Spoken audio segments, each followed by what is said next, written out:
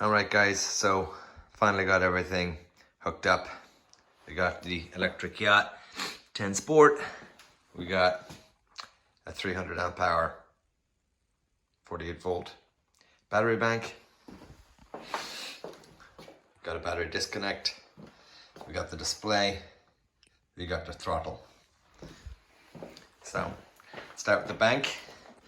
Back here we have our first 48 volt 100 amp hour cell, I guess you could call it. So as you can see, the batteries there are connected in series, and then they're parallel connected here to another 4 batteries which are connected in series. So that's another 100 amp hour 48 volt connected in parallel to another set of 4 12 volt 100 amp hours, which combined make 48 volts 100 amp hours. So that entire bank together then is 300 amp hours at 48 volts. So we got power heading out here, and it's scooting on up here into the back of the battery disconnect. Scoots around here to a fuse, and then runs all the way over here into the side of the motor. And then we've got, from the negative of the motor back out to the bank. So it was pretty easy to wire up, you know. Power out, battery disconnect, fuse, motor, and then back to the battery bank. All right. And I've got the throttle here. Back to the throttle, follow that wire, and it's going back, and it's going to actually end up controlling the power here, which will send it into the motor. And then the display will show what's going on. So right now, of course, there's absolutely nothing going on. And if I turn on the power here, still nothing really will happen. But at this point, supposedly, there's like a tiny bit of a draw on the engine. Now I'm going to attach a Victron battery monitor to this in the next couple of days to see what exactly sort of draw is happening once I've got the battery disconnect open like that, or closed. But if we turn the key here, then things will actually start happening. That's when the engine will actually make a click noise. So here we go. So now we got a light on the engine here, and the display, it started lighting up here as well.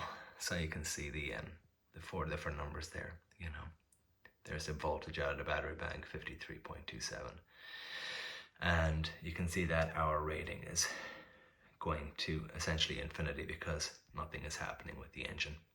So that's what the display does right there. Again, I'm probably going to put a BMV down here below it to see what Victron is actually telling me. But it's all very quiet at this point. And the way the throttle works is it's locked. There's this lock thing here. And it's going to stop it moving out of neutral, completely locked. But if you pull up on it, you can activate the motor. So see here, now things are happening. The numbers have changed. The motor's spinning.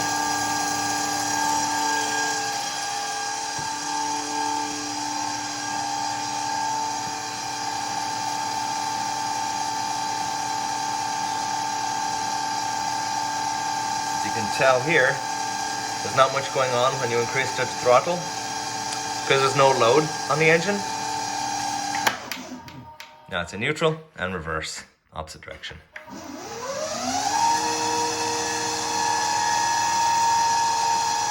Super interested to see what the BMV says.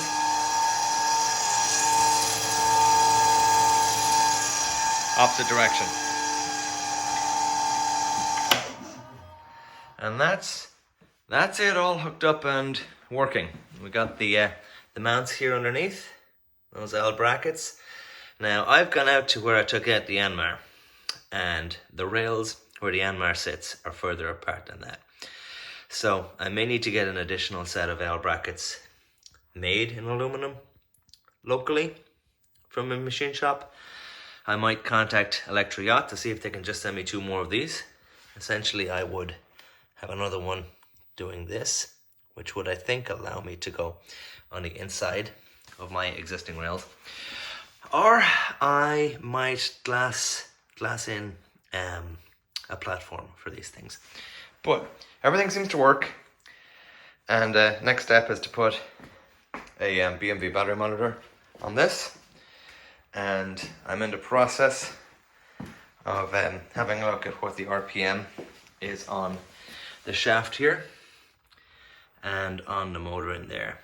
And to do that, I'm going to use a laser tack, this one here. And I've got some reflective stickers mounted.